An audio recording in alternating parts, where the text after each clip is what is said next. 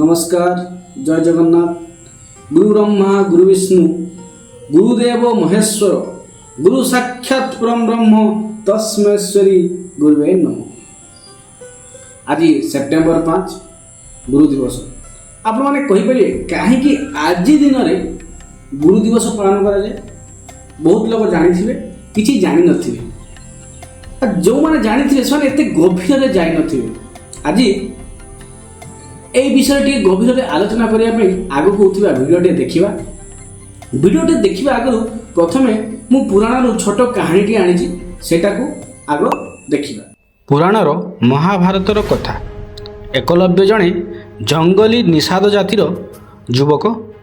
ସେ ଧନୁର୍ବିଦ୍ୟା ଅସ୍ତ୍ର ଚାଳନା ଶିଖିବାକୁ ଇଚ୍ଛା କଲେ। ସେ ଯାଇ ପହଞ୍ଚିଲେ ଗୁରୁ ଦ୍ରୋଣାଚାର୍ଯ୍ୟ ପାଖକୁ। ବିନୀତ ହେଲେ, ଧନୁର୍ବିଦ୍ୟା ଶିଖିବାକୁ କହିଲେ। ମାତ୍ର ଦ୍ରୋଣାଚାର୍ଯ୍ୟ କ୍ଷତ୍ରିୟ ବଂଶର ଗୁରୁ। ସେ କ୍ଷତ୍ରିୟ ଘରେ ସନ୍ତାନକୁ ଯୁଦ୍ଧ ଚାଳନା ଶିଖାନ୍ତି। ଏକଲବ୍ୟକୁ ସେ ମନା କରିଦେଲେ, କିନ୍ତୁ ଏକଲବ୍ୟର ଦୃଢ଼ ଇଚ୍ଛାଶକ୍ତି ତାକୁ ପଛେଇଲା ନାହିଁ।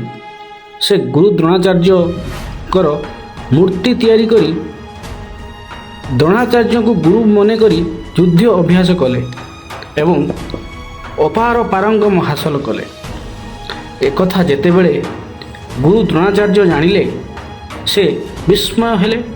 ମନରେ ଭାଳେଣି ପଡ଼ିଲା, କାରଣ ସେ ବଚନ ଦେଇଥିଲେ ଅର୍ଜୁନକୁ ଧନୁର୍ବିଦ୍ୟାର ନିପୁଣ ବନେଇବା ପାଇଁ। ତେଣୁ ସେ ଗୁରୁ ଦକ୍ଷିଣା ସ୍ୱରୂପ ଏକଲବ୍ୟକୁ ମାଗିଲେ ତ କ'ଣ, ଏକଲବ୍ୟର ଡାହାଣ ହାତର ବୁଢ଼ା ଆଙ୍ଗୁଳି। ତଥାପି ଏକଲବ୍ୟ କାଳ ବିଳମ୍ବ ନକରି ସଙ୍ଗେ ସଙ୍ଗେ ଆଙ୍ଗୁଳି କାଟି ଗୁରୁ ଦକ୍ଷିଣା ସ୍ୱରୂପ ଦେଇଥିଲେ। ଏଇଥିରୁ ଆପଣ ବିଶେଷ ଧାରଣା ପାଇଥିବେ ଗୁରୁ କ'ଣ, ଗୁରୁ ଦକ୍ଷିଣା କ'ଣ ଆଉ ଗୁରୁ ସମ୍ମାନ କ'ଣ। ଏବେ ଆପଣଙ୍କ କାମ କିଏ କେତେ ଦୂର ଠିକ୍ ସେଇଟା ଆପଣମାନେ କମେଣ୍ଟ ସେକ୍ସନରେ ଡିସ୍କସନ୍ କରିବେ। ତାହା ଥିଲା ମହାଭାରତ କାହାଣୀ। ଏବେ କଣ୍ଟେମ୍ପୋରାରୀ ସମୟକୁ ଯଦି ନଜର ପକାଇବା, ପ୍ରଥମେ ଜାଣିବା ସର୍ବପଲ୍ଲୀ ରାଧାକ୍ରିଷ୍ଣ କିଏ। ସେ ହେଉଛନ୍ତି ଭାରତର ଦ୍ୱିତୀୟ ରାଷ୍ଟ୍ରପତି। ସେ ଏକାଧାରରେ ଦାର୍ଶନିକ, ଲେଖକ, ରାଜନୀତିଜ୍ଞ ଓ ଶିକ୍ଷକ ଥିଲେ। ତାଙ୍କ ଛାତ୍ରମାନେ ତାଙ୍କର ବାର୍ଥଡେ ସେଲିବ୍ରେସନ୍ କରିବା ପାଇଁ ଇଚ୍ଛା ପ୍ରକାଶ କଲେ, କିନ୍ତୁ ସେ କହିଲେ ଏହି ଦିନ କେବଳ ମୋର ଜନ୍ମଦିନ ପାଳନ କର ନାହିଁ, ସାରା ଜଗତର ଶିକ୍ଷକ ଗୁରୁମାଙ୍କ ପାଇଁ ଗୋଟେ ସେଲିବ୍ରେସନ୍ ଡେ ପାଳନ କର, ଯେଉଁଥିରୁ ଆସିଲା ଗୁରୁ ଦିବସ ଏବଂ ଇଂରାଜୀରେ କହିଲୁ ଟିଚର୍ସ ଡେ। ଟିଚର୍ସ କହିଲେ ସାଧାରଣତଃ ସ୍କୁଲ କଲେଜରେ ଥିବା ଶିକ୍ଷକ ଶିକ୍ଷୟିତ୍ରୀକୁ ବୁଝାଉଛି। ନା, ଶିକ୍ଷକ କିଏ? ଶିକ୍ଷକ କିଏ ବି ହେଇପାରିବ। ସାଧାରଣତଃ ପିମ୍ପୁଡ଼ିଟିଏ ବି ଆମର ଶିକ୍ଷକ ହେଇପାରିବ, କାରଣ ତାଙ୍କଠୁ ଆମେ କଠିନ ପରିଶ୍ରମ, ଡିସିପ୍ଲିନ୍, ୟୁନିଟି ଆଦି ଶିକ୍ଷା ନେଇପାରିବା।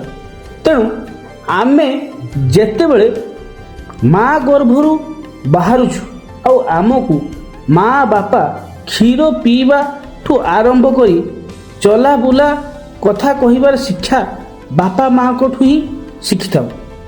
ତେଣୁ ବାପା ମା ହେଉଛନ୍ତି ଆମର ପ୍ରଥମ ଶିକ୍ଷକ। ଦୁଃଖର କଥା, ଆଜି ଗୁରୁର ସମ୍ମାନ ଆଗ ଭଳି ହଜିଯାଇଛି।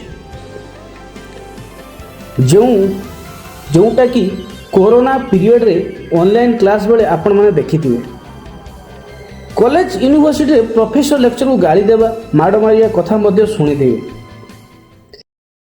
मैम यस मैम, मेरा इंटरनेट खत्म होने वाला है मैम। मैम प्लीज रिचार्ज करवा दो मैम, अदरवाइज मेरी मीटिंग ऑफ हो जाएगी। जी बिल्कुल, पूरा डिटेल भेज दीजिए, आई सेंड। व्हाट्सएप पे भेज दूं मैम? हाँ हाँ बिल्कुल। कितने का करवाओगे मैम? You tell me. 1000 रुपए का करवा दो I guess. Okay, send me the details, fine. Okay ma'am. एहाठू बड़ दुखर कथा କିଛି ଶିକ୍ଷକ ନିଜର ପର୍ସନାଲ ବେନିଫିଟ୍ ପାଇଁ ଷ୍ଟୁଡେଣ୍ଟ ସହ ପାର୍ସିଆଲିଟି କରନ୍ତି। ମାର୍କ ଦେବା ପାସ୍ କରିବା ଆଡ଼ରେ ଅନୈତିକ କାମ କରିବାରେ ପଛାନ୍ତିନି, ଯେଉଁଟାକି ସେ ଶିକ୍ଷକ ନିଜ ଶିକ୍ଷକ ଜାତିରେ କୁରାଢ଼ି ମାରିଲା ଭଳି ହୋଇଥାଏ। ଯାହା ବି ହେଉ, ଆଜି ଭଳି ଦିନରେ ଆମେ